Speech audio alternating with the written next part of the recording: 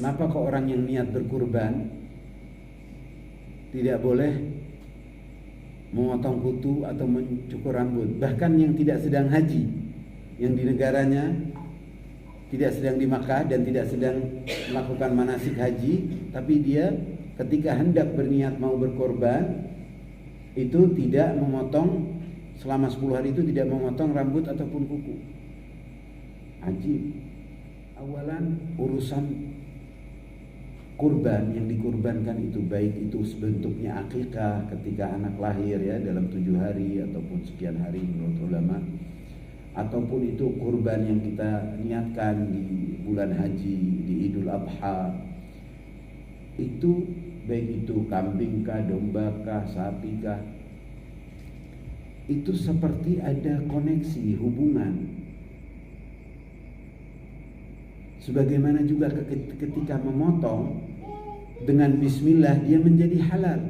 Itu lihat bagaimana pengaruhnya itu kata-kata dan itu kalimat. Kalau tidak ada, tidak mungkin bisa sampai membedakan antara boleh dimakan dan tidak boleh dimakan dagingnya. Ya kan? Kemudian dengan nama yang diniatkan untuk berkurban, sehingga bahkan dalam riwayat dijelaskan kalau orang itu tahu apa pengaruh, bagaimana pengaruh kurban itu untuk dirinya, maka dia rela mencari ataupun meminjam, yakni berhutang untuk dia menyembelih kurban. Khasa di Idul Adha. Jadi di balik ini ada falsafah dari awal masa. Kenapa Habil dan Qabil yang diterima adalah kurbannya Habil, dan mereka saat untuk menentukan siapa yang menjadi penerus pengemban wasiat ayahnya itu Nabi Adam, yang menjadi wasinya siapa ditentukannya dengan mengeluarkan kurban. Begitupun juga Nabi Allah Ibrahim, begitupun juga Datuk Ar-Rasul Sayyidina Abdul Muttalib,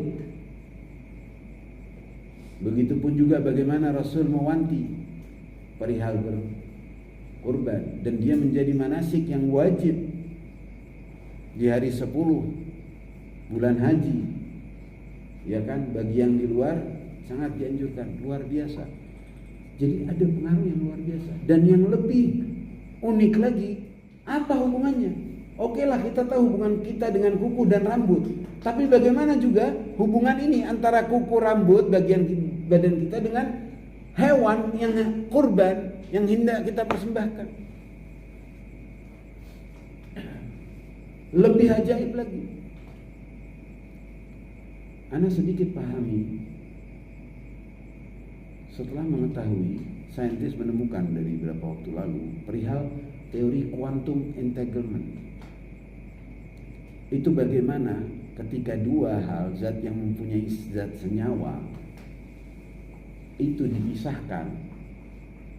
Misalkan ada contoh ana sama kuku kita yang dari tubuh kita, ataupun rambut yang tumbuh. Istilahnya orang kan bisa ketahuan mengenai siapa dia dari rambutnya. Berarti sebegitu khusus kan? Pada rambut kita sama, ini terbuat dari sama, tapi ada yang mengkhususkan untuk setiap orang secara eksklusif. Bahkan dari kuku, bahkan dari semua. Teori quantum entanglement ini yang membuat para saintis kebingungan, karena mereka mengetahui ada suatu hal yang lebih cepat dari cahaya bahkan. Jadi andai kata benda ini ditaruh di sini dan satunya lagi bahkan di planet lain, ini satu di Malaysia, satu lagi ditaruh misalkan di Brazil, itu dengan jarak walaupun yang sebegitu jauh, apa yang terjadi ke yang A, apa yang dialami A bisa berpengaruh ke yang B, dan tanpa jarak waktu. Einstein pun kebingungan ketika mengetahui hal ini. Bagaimana itu bisa pengaruh? Tidak terikat dalam tempat dan waktu, tapi ada perubahan ketika senyap. Sebelum masa remote, orang mungkin tidak tahu apa itu frekuensi. Orang telepon aja bisa kaget-kaget. Adanya Bluetooth, adanya apa, HP satu gambar kirim langsung sampai seketika, iya kan? Berarti ada sesuatu itu. Nah begitupun juga dalam hal ini. Kita kirim anak foto ini gelas, track kirim fulan yang ada di insya Allah di Afrika, sampai dalam ukuran detik. Apa yang mengantar? Ada yang tersambung antara HP dia dengan kita. Kalau bukan itu termasuk yang dalam kategori hal gaib. Tapi kita sudah mempercayainya tanpa tanya-tanya. Saintis bisa menjelaskan, ahli teknologi bisa menjelaskan, itu terjelaskan. Tapi ini ajib kuku dan rambut. Karena ternyata memang ada koneksi selalu, khususnya di kuku dan rambut. Karenanya dalam Islam ada adab.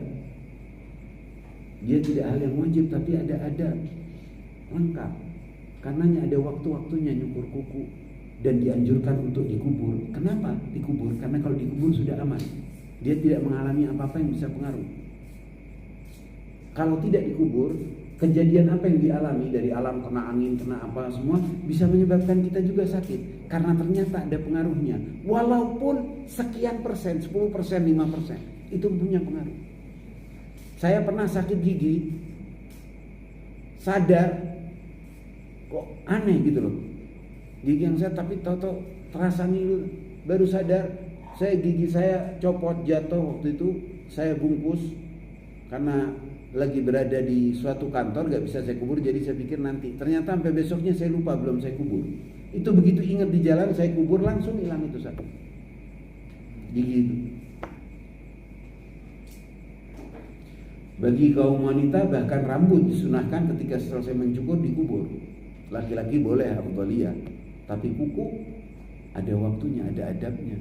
Hari Jumat siang gak boleh sembarangan. Dan punya pengaruh ke rezeki juga. Dalam hadis dijelaskan, menambah rezeki, menyukur kuku pada hari yang baik, waktu yang baik, kemudian dikubur, bacakan salawat,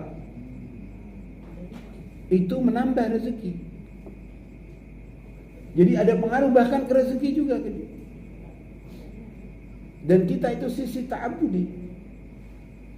Nah ketika dia sudah dikubur masuk ke dalam tanah sudah aman, apa yang dialami tidak akan lagi. Makanya juga jasad, jiwa kita kan sudah ketika meninggal wafat, jiwa kita itu berpindah. Tapi jasad wajib dikuburkan dalam tanah langsung, tidak pakai peti, tidak pakai apa. Harus dia dalam tanah. Kalau tidak ada pengaruhnya, tidak harus gitu. Tapi ketika Allah mau ngazab pun bisa dengan jasadnya. Karena koneksi itu ada terus. Makanya orang yang pejuang, yang syahid, orang soleh, kadang setelah ratusan tahun dibuka kuburannya, jasadnya masih utuh. Waktu banjir dahsyat di Mekah, jasad syuhada Uhud Sayyidina Hamzah terbuka, padahal 14 abad lalu tetap utuh. Betapa banyak kejadian seperti itu. Jadi subhanallah, pengaruh itu memang ada. Dan wallahu alam, persisnya kita masih perlu lebih mengkaji. Tapi dengan adanya teori quantum entanglement itu kita bisa lebih dekat untuk memahami bahwasanya ternyata itu tetap bagaimanapun punya ada pengaruh. Nah yang suka rontok rambut-rambutnya tuh siapa, ibu-ibu apa, biasa ini tuh misalkan dibersihkan dari yang sing, dari yang apa, kubur. Harus agak rajin gitu loh kalau mau perhatian. Karena dia ngaruh, banyak orang tidak memperhatikan hal-hal adabiyah ini, tapi suka ngeluh. Padahal itu kalau diamalkan afdal, sunnah. InsyaAllah kita semua diberi kemampuan untuk di tahun ini bisa berkorban dan menjadi manfaat bagi kita semua. Fadhal. Bagaimana?